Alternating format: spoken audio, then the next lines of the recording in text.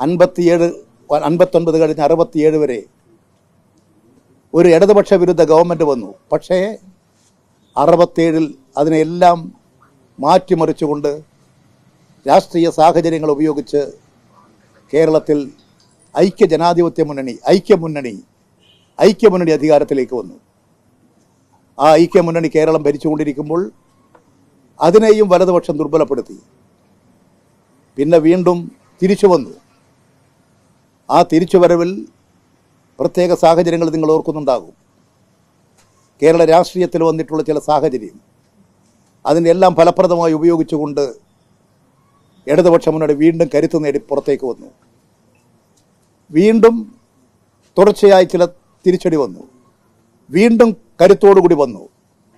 ആ കരുത്തിൻ്റെ ഒരു കുതിപ്പിലാണ് കഴിഞ്ഞ 10 വർഷക്കാലം കേരളത്തിൽ ഒരു തുടർഭരണമെന്ന കേരള രാഷ്ട്രീയ ചരിത്രത്തിൽ ഒരു പുതിയ അധ്യായം കൂട്ടിച്ചേർത്തുകൊണ്ട് ജനക്ഷേമത്തിന് വേണ്ടി ജനങ്ങളുടെ അംഗീകാരം, ജനതാൽപര്യം, അതിൻ്റെ അടിസ്ഥാനത്തിൽ ആ മുന്നണി ഗവൺമെൻറ് ഭരിച്ചത്. ആ താല്പര്യത്തിൻ്റെ അടിസ്ഥാനത്തിൽ മുന്നോട്ട് പോകാൻ കഴിയുമെന്നാണ് ഞങ്ങൾ പ്രതീക്ഷിച്ചിരുന്നത്. ആ പ്രതീക്ഷയ്ക്കാണ് മങ്ങലേറ്റത്. അത് വിശദമായി പരിശോധിച്ച് ഈ കേരളത്തെ വലതുപക്ഷ ശക്തികൾക്ക് എറിഞ്ഞുകൊടുക്കാതെ ഈ കേരളം നേടിയിട്ടുള്ള എല്ലാ സാമൂഹ്യ പുരോഗതിയും എല്ലാ ജനങ്ങളുടെയും നീതി സംരക്ഷിച്ചുകൊണ്ട് ഈ കേരളത്തിൽ ജാതി വ്യവസ്ഥയെ ഇല്ലാതാക്കാൻ, സാമൂഹ്യമായ പിന്നോക്കാവസ്ഥ ഇല്ലാതാക്കാൻ പോരാടി പ്രവർത്തിച്ച പ്രസ്ഥാനം ഈ കേരളത്തെ ഇനിയും ഇടതുപക്ഷ ശക്തികളുടെ പിന്തുണ, ഇടതുപക്ഷ ശക്തികളാകെ ഏകീകരിച്ചുകൊണ്ട് യോജിച്ചുകൊണ്ട് ഈ വലതുപക്ഷ നയത്തിനെതിരായി പോരാടി വിജയം കൈവരിക്കും.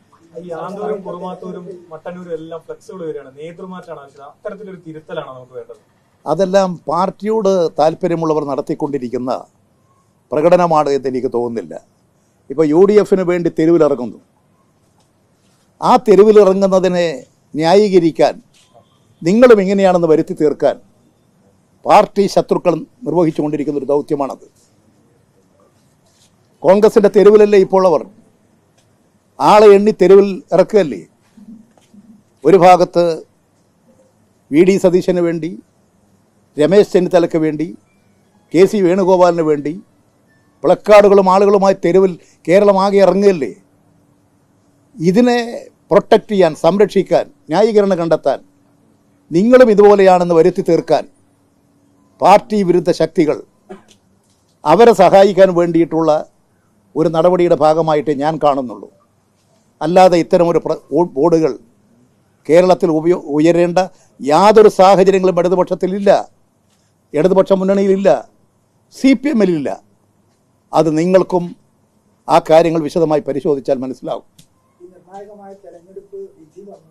ആ വിധിക്ക് തൊട്ട് പിന്നാലെ CPM-ന്റെ സംസ്ഥാന സെക്രട്ടേറിയറ്റ് യോഗം ചേർന്നു. പക്ഷെ ആ യോഗത്തിൽ EP ജയരാജൻ യോഗത്തിൽ വിട്ടു നിൽക്കുകയാണ് ഉണ്ടായത്, അല്ലെങ്കിൽ പങ്കെടുത്തിട്ടില്ല. എന്താണ് അങ്ങനെയുള്ളൊരു വിട്ടു നിൽക്കാനുള്ള കാരണം?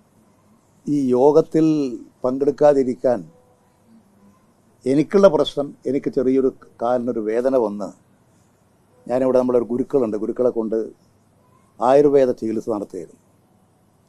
അതിൻ്റെ ഫലമായിട്ട് അന്ന് എനിക്ക് യാത്ര ചെയ്യാൻ കഴിയില്ല.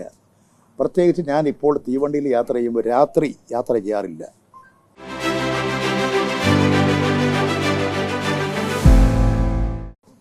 കാരണം അതിൻ്റെ പ്രധാനപ്പെട്ട ഒരു പ്രശ്നം, നമ്മളെ ട്രെയിനിൽ യാത്ര ചെയ്യുമ്പോൾ എനിക്ക് രാത്രി ഉറങ്ങണമെങ്കിൽ ഓക്സിജൻ മാസ്ക് വെച്ചിട്ട് മാത്രമേ കഴിയൂ. അത് വൈദ്യുതിയിലാണ് പ്രവർത്തിക്കുക. ഞാനതിപ്പോൾ നമ്മുടെ ഈ മാവേലി, അതുപോലെ തന്നെ എക്സ്പ്രസ്, നമ്മുടെ മലബാർ, ഈ ട്രെയിനുകളിലൊക്കെയുള്ളൊരു നിബന്ധന 11 മണിയാകുമ്പോൾ ഇവരുടെ സ്വിച്ച് ഓഫ് ചെയ്യും, ആ വൈദ്യുതി സർക്കുലേഷൻ ഓഫ് ചെയ്യും. അപ്പോൾ ഞാൻ ആ പ്ലഗിലിട്ടിട്ടാണ് ഈ മെഷീൻ വർക്ക് ചെയ്യുന്നത്. അപ്പോൾ 11 മണിക്ക് ഇത് ഓഫ് ചെയ്ത് കഴിഞ്ഞാൽ പിന്നെ ഉറങ്ങാൻ പറ്റില്ല. അപ്പോൾ അതുകൊണ്ട് തീവണ്ടി യാത്ര, രാത്രി യാത്ര ഉറക്കമില്ലാതെ വളരെ പ്രയാസകരമായി ആണ് തുടരുന്നത്. അതുകൊണ്ട് ഞാനിപ്പോഴധികവും ഈ രാത്രി യാത്ര ഈ തീവണ്ടിയിൽ പരമാവധി ഒഴിവാക്കാറാണ്. അതുകൊണ്ട് അന്നത്തെ ദിവസം എനിക്ക് തലേ ദിവസം വൈകുന്നേരം, 3-ാം തീയതി വൈകുന്നേരം ഒഴിവാക്കാൻ പറ്റാത്ത ചില പരിപാടികളുണ്ടായിരുന്നു. അത് കഴിഞ്ഞിട്ട് എനിക്ക് രാത്രിയത്തെ വണ്ടിക്ക് പോകാൻ പറ്റൂ. ഞാനിപ്പോൾ യാത്ര ചെയ്യുന്ന പലപ്പോഴും വന്ദേ ഭാരതിനാണ്. പിറ്റേ ദിവസം വന്ദേ ഭാരത് 8 മണിക്കാണ്. അവിടെ 10 മണിക്കുള്ള യോഗത്തിൽ ആ ട്രെയിനിന് പോയി എത്താൻ സാധിക്കില്ല. അതുകൊണ്ട് പിറ്റേ ദിവസം വേദന സഹിച്ചാൽ പോലും പോകാൻ കഴിയാതെ വന്നു. ഞാനതിൽ പങ്കെടുത്തിട്ടില്ലെന്നുള്ളത് എല്ലാവർക്കും അറിയാം. അത് സ്വാഭാവികമായി ഉണ്ടായിട്ടുള്ള, ഇപ്പോൾ എനിക്കത് ചിലപ്പോൾ മറ്റു പലർക്കും പലതരത്തിലുള്ള അസുഖങ്ങളോ പ്രശ്നങ്ങളോ ഉണ്ടായാൽ അങ്ങനെ സംഭവിച്ചേക്കാം. ഫലം വന്ന് ഇത്രയും ദിവസം കഴിഞ്ഞ് 4 ദിവസം കഴിഞ്ഞ് ഇന്നാണ് ഒരു ഫേസ്ബുക്ക് പോസ്റ്റ് ഇട്ടത്. ഇത്രയും 4 ദിവസം എന്താണ് ഞാൻ എൻ്റെ ഒരു വ്യക്തിപരമായിട്ടുള്ള നിരീക്ഷണമല്ല ഈ തെരഞ്ഞെടുപ്പ് പ്രശ്നങ്ങളിൽ വേണ്ടത്. കൂട്ടായ ചർച്ചകളും കൂട്ടായ തീരുമാനങ്ങളുമാണ്. ഞാൻ വ്യക്തിപരമായൊരു അഭിപ്രായം പറയുന്നത് ഗുണത്തിനും ദോഷത്തിനുമാകാം. പക്ഷേ ഒരു കലക്റ്റീവ് ലീഡർഷിപ്പാണ്. ആ കലക്റ്റീവ് ലീഡർഷിപ്പിൻ്റെ ഭാഗമായിട്ടൊരു കമ്മിറ്റി ചേർന്ന് ചർച്ച ചെയ്താലേ അതിൻ്റെ വ്യത്യസ്തമായ വശങ്ങളെക്കുറിച്ച് നിരീക്ഷിക്കാൻ കഴിയൂ. എനിക്കെൻ്റെ കൺമുമ്പിൽ കാണുന്ന അല്ലെങ്കിൽ എൻ്റെ ശ്രദ്ധയിൽപ്പെടുന്ന വിഷയങ്ങളെക്കുറിച്ച് ഞാനൊരു നിഗമനത്തിലെത്തി അഭിപ്രായം പറയുന്നത് ഗുണകരമായിരിക്കില്ല എന്നുള്ളത് കൊണ്ടാണ് പാർട്ടി കമ്മിറ്റി ചർച്ച ചെയ്ത് പാർട്ടിയാണ് ആദ്യം അഭിപ്രായങ്ങൾ പറയേണ്ടത്.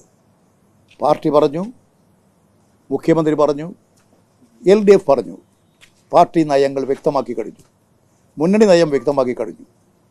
പിന്നെയല്ലേ എനിക്ക് പറയാൻ സാധിക്കൂ. അല്ലെങ്കിൽ എന്നോട് നിങ്ങൾ ചോദിച്ചാൽ ഞാൻ പറയുന്ന കാര്യങ്ങളെല്ലാം തികച്ചും വ്യക്തിപരമായിരിക്കും, വ്യക്തിയാധിഷ്ഠിതമാകും. അത് പാടില്ലെന്ന് വിശ്വസിക്കുന്ന ഒരാളാണ് ഞാൻ. ഈ പയ്യന്നൂരും തളിപ്പറമ്പിലുമൊക്കെ ജനവികാരം മനസ്സിലാക്കുന്നതിൽ പരാജയപ്പെട്ടു പോയോ? അങ്ങനെ ഒരു പരാജയം നിങ്ങൾ കണ്ടിരുന്നു മുന്നിൽ? ഞങ്ങൾ യഥാർത്ഥത്തിൽ ഞങ്ങൾ ജയിക്കുമെന്ന് തന്നെയാണ്. പയ്യന്നൂരിലൊന്നും ഞങ്ങൾ ഒരു തോൽവി തന്നെ പ്രതീക്ഷിക്കുന്നില്ല. പക്ഷേ പയ്യന്നൂരിൽ പരാജയപ്പെട്ടു. ഇനി അത് ഗൗരവത്തിൽ തന്നെ പാർട്ടി പരിശോധിക്കേണ്ട കാര്യമാണ്. തളിപ്പറമ്പിൽ ഞങ്ങൾ ജയിക്കുമെന്ന് തന്നെയാണ് ഞങ്ങൾ കണക്കാക്കിയിരുന്നത്. അവിടെയും ഞങ്ങൾ പരാജയപ്പെട്ടു.